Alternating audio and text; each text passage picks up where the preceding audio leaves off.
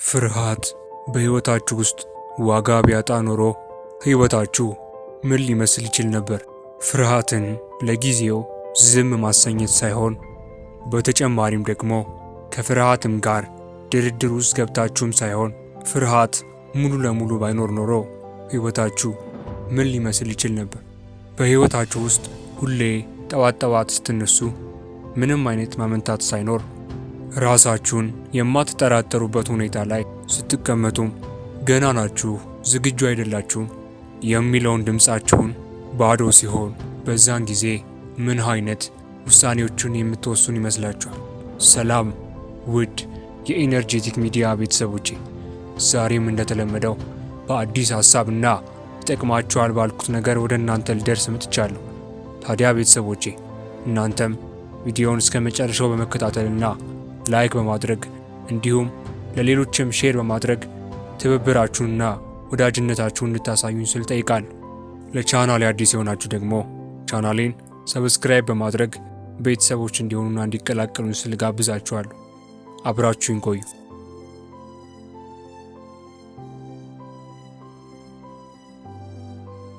ብዙ ያሰባችሁት ያቀዳችሁት ነገር ሊኖር ይችላል። ወደ እነዛ ህልማችሁና እቅዳችሁ እንዴት የምትሄዱ ይመስላችኋል?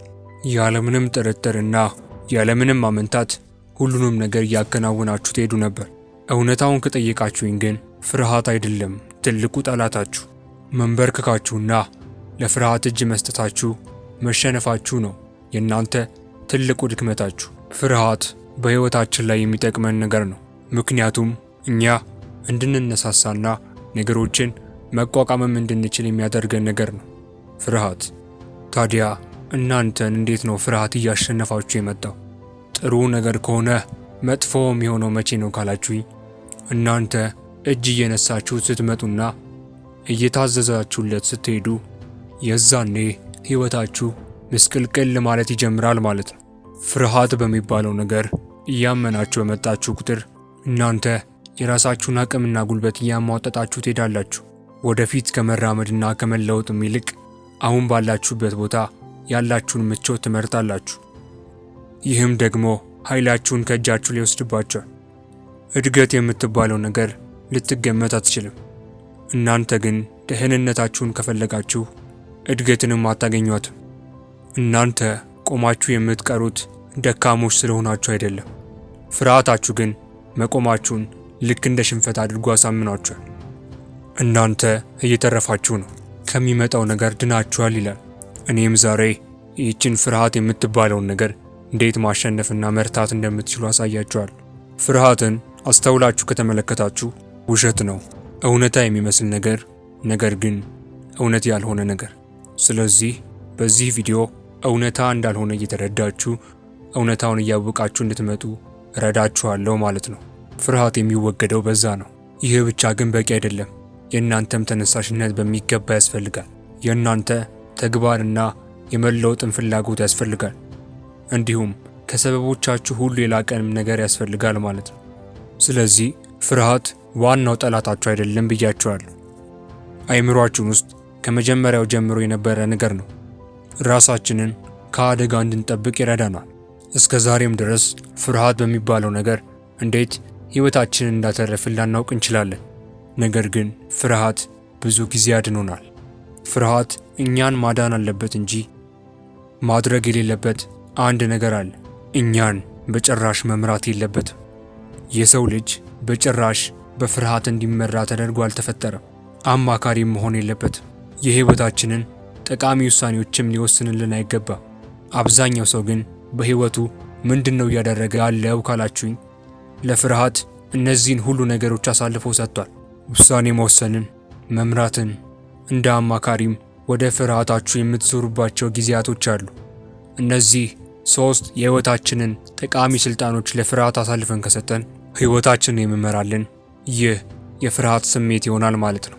ሕይወትን ልክ እንደ መንገድ አድርገን ብናስባት፣ እኛ ራሳችንን ደግሞ ልክ እንደ መኪና አድርገን ብንመስለው፣ ያንን መኪና የሚመራው ፍርሃት ከሆነ ፍርሃት ራሱ በፈለገበት አቅጣጫ ሊመራው ይችላል።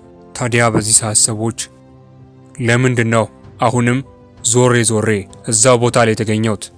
ብለው ሲጠይቁ ሹፌሩ ማን ነው ብላችሁ ትጠይቋቸዋላችሁ። እነርሱም ማን እንደሚመሩ አያውቁ። ነገር ግን ልብ ብላችሁ ከተመለከታችሁ በፍርሃታቸው የሚመሩና የሚነዱ ናቸው። እስከ ዛሬ አድርጋችሁ የማታውቁትን ነገር ለማድረግ ስትሞክሩ ፍርሃት የሚባለው ነገር ብቅ ማለት ይጀምራል።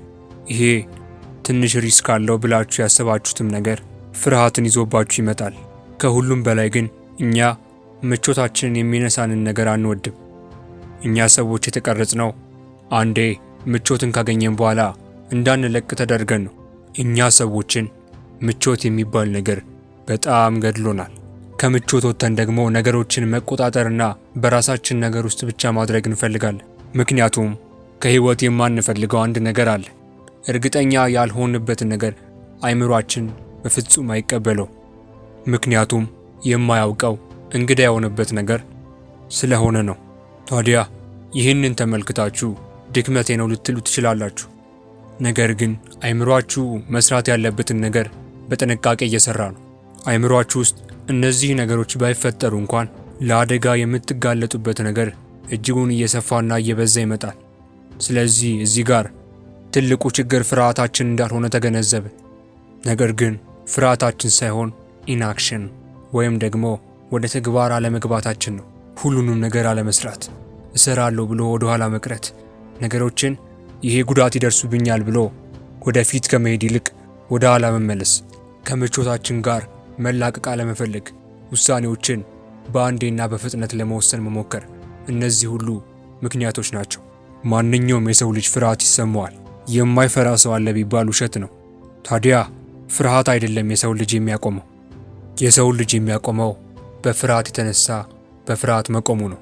ለዚህም ደግሞ እንደ ምክንያት የሆነው እናንተ ባላችሁበት ቦታ ቆማችሁ እንድትቀሩ ካደረገ፣ በዚህ ምክንያት ደግሞ የተግባር ሰው አትሆኑ። በተግባር ማነስ ወደ ተግባር ያለመለወጥ ችግር ይፈጠሩባችኋል ማለት ነው። ታዲያ እድልም ወደ ቤታችሁ ይመጣል። ነገር ግን እድሎችን ይዛችሁ መጠቀም አትችሉ። መናገር በሚገባችሁ ሰዓት ላይ ዝምታችሁን ትመርጣላችሁ። ህልማችሁን በሆነ ነገር በማይረባ በማይጠቅማችሁ ነገር አሳባችሁ ህልማችሁን አርቃችሁ ትጥላላችሁ። በጣም ብዙ ሰው አንድን ነገር ወደ ተግባር ከመለወጡ በፊት ፍርሃት የሚባለው ነገር እንዲሄድለት ይጠብቃል። ጀግና እስኪሆኑ ድረስ እየጠበቁ ነው ማለት ነው። የጀግንነት ስሜት ግን የሚመጣው በሚያደርጉት ነገር የእርግጠኝነት ስሜት መሰማት ሲጀምራቸው ነው። እርግጠኛ ለመሆን ደግሞ ነገሮችን መቋቋም መጀመር ያስፈልጋል። ህይወትን ግን ሁል ጊዜ ልንቆጣጠራት አንችልም። አንድን ነገር ዝግጁ እስክሆን ልጠብቅ እያላችሁ ከሆነ እድሜ ዘመናችሁን በሙሉ ምንም ነገር ሳትሰሩ ትጨርሳላችሁ እንጂ መቼም ቢሆን በመጠበቅ ዝግጁ አትሆኑ። በዓለም ላይ ተጽዕኖ የፈጠሩ እንዲሁም ባለሀብቶች እንዲሁም ደግሞ የብዙ ካምፓኒ ባለቤቶች በጣም ፍርሃት ይሰማቸዋል። ምክንያቱም እነርሱ የተለዩ አይደሉም። ነገር ግን እነርሱን ከእናንተ የለያቸው ነገር ቢኖር መራመድን አላቆሙም። ቢፈሩም ውስጣቸው በስጋት ቢሞላም መራመዳቸውን አያቆሙም። እናንተም መለወጥ ከፈለጋችሁ ማድረግ ያለባችሁ እነዚህን ነገሮች ነው። ፍርሃት አልባ ሰዎች ሁኑ እያልኳችሁ አይደለም። ነገር ግን ፍርሃታችሁ አለቃችሁ እንደሆነ አድርጋችሁ አትመልከቱት። ለፍርሃት በፍጹም ተገዢ መሆን የለባችሁ። መቼም ቢሆን ለፍቶ ያላመጣውን ስልጣን ለምን ትሰጡታላችሁ? ኃይላችሁን መልሳችሁ መውሰድ ብቻ ነው የእናንተ የመጀመሪያ ስራ። እናንተ ሹፌር ሆናችሁ እሱ ከኋላ ሊቀመጥ ይችላል። ያ ደግሞ እናንተን ሊጠቅማችሁ ይችላል እንጂ የሚጎዳችሁ አይደለም። እስካልመራችሁን እመኑኝ፣ ፍርሃታችሁ ይጠቅማችኋል። ፍርሃት የእውነት ትክክለኛ ነገር አይደለም። ነገር ግን የሌለውን ነገር እንዳለ አድርጎ እንድታስቡ ያደርጋችኋል። በዚህ ምክንያት ደግሞ እናንተ በጣም በስጋት በመሞላት ማድረግ የምትፈልጉትን ልታሳኩ የምትፈልጉትን ነገር ከማድረግ ትቆጠባላችሁ። ምክንያቱም ፍርሃት የሚያሳያችሁ ከፊታችሁ ያለውን አደጋ ልትጋፈጡት ያለውን ነገር ብቻ ነው። የስኬታችሁን መንገድ ስትጀምሩ የሚያጋጥማችሁን መሰናክሎች፣ ለምሳሌ ህይወታችሁን እስከ ማጣት ሊሆን ይችላል፣ ወይም ደግሞ የተለያዩ ችግሮችም ሊሆን ይችላል። የሚያሳያችሁ ግን መጥፎንና ለናንተ አይጠቅምም የሚለውን ነገር ነው። ስለዚህ ፍርሃትን አለቃችሁና መሪያችሁ ልታደርጉት አይገባም። ነገር ግን ከኋላችሁ ልታስከትሉት ወይም ከናንተ በኋላ እንዲመጣ ልታደርጉት ትችላላችሁ። ምክንያቱም ፍርሃት ይጠቅማችኋል። እንዴት ካላችሁኝ ደግሞ ፍርሃት ሲኖር ውስጣችሁ ይጠነክራል። ለምሳሌ በአንድ ነገር በጣም ስጋት ሲገባችሁ ያንን ነገር ላለማጣት ስትሉ በጣም ብዙ መስዋዕትነት ልትከፍሉ ትችላላችሁ። በዚህ ምክንያት ፍርሃት ጠቀማችሁ ማለት ነው። ነገር ግን ዛሬ በተደጋጋሚ እንዳልኳችሁ ፍርሃትን መሪያችሁና ከፊታችሁ አታድርጉት፣ ከኋላችሁ እንዲከተላችሁ ግን አድርጉት። ስሙኝማ፣ ፍርሃት እየተሰማችሁ እናንተ መራመድ ካላቆማችሁ፣ በፍርሃት ውስጥ እየተራመዳችሁ ከቀጠላችሁ፣ በዚህ ምክንያት ፍርሃታችሁ እያነሰና እየጠፋም ይመጣል። ፍርሃት እየተሰማችሁ በመጣ ቁጥር ለአእምሯችሁ መራመድና መቀጠል እንዳለባችሁ እየነገራችሁት ከመጣችሁ አእምሯችሁ ይህንን እንደ ምልክት ይወስድና ፍርሃት ማለት ቁም ማለት አይደለም ብሎ መመዝገብን ይጀምራል። ታዲያ ለዚህ ደግሞ አማራጭ ያስፈልገዋል። አእምሯችሁ በምን እንዲመዘግብላችሁ ነው የምትፈልጉት? እየፈራችሁ ስትመጡ ያ ነገር ጠቃሚ ነው ወይንስ ለኔ ቦታ አለው በሚል ትርጉም ትተኩታላችሁ። የፍርሃት ስሜት በተሰማችሁ ቁጥር ወደምትፈልጉትና ወደ አሰባችሁትም ነገር እየተጠጋችሁ እንደመጣችሁ ባሰባችሁ ቁጥር በዛን ጊዜ ስለ ፍርሃት ያላችሁ አስተሳሰብ እየተቀየረ ይመጣል። በህይወታችሁ ውስጥ ብዙ ነገሮችን እየደጋገማችሁ ስትመጡ ህይወታችሁ እየተቀየረ ይመጣል። ምክንያቱም ህይወት የድግግሞሽ ውጤት ስለሆነች ማለት ነው። ውድ ቤተሰቦቼ፣ ዛሬ ፍርሃትን ለአንዴና ለመጨረሻ ጊዜ እንዴት ማስወገድ እንደምትችሉ በሚገባ አሳይቻችኋለሁ። ታዲያ ዛሬ በተደጋጋሚ እንደነገርኳችሁ ፍርሃትን መሪ አታድርጉት። ፍርሃትን ቀዳሚ ስፍራ አትስጡት። ፍርሃትን ከኋላ አስከትሉት። ከዚህ ቪዲዮ ብዙ እንደተማራችሁበት እርግጠኛ ነኝ። ታዲያ ተምራችሁ ብቻ ለምን ትቀራላችሁ? ለሌሎችም መማሪያ ይሆን ዘንድ ሼር እንድታደርጉት በአክብሮት ጠይቃችኋለሁ። ቪዲዮዬን እስከ መጨረሻው ስለተከታተላችሁኝ ከልብ አመሰግናለሁ። ሰላም ቆዩኝ። ይህ ኢነርጄቲክ ሚዲያ ነው።